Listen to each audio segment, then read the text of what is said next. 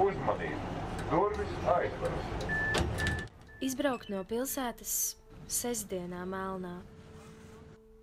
Izbraukt, kur apgabals vientuļš un svešs. Tur, kur zāle aug mīksta kā dēlna. Apkārt kāds ezeriņš, niedrains un svešs. Nogulties zemē un lūkoties telpā. Tur, kur vēl pamalē pilsēta mirdz. Sveķaino gaisu un debesi elpot, kamēr sāk smaržot, lūpas, sirds.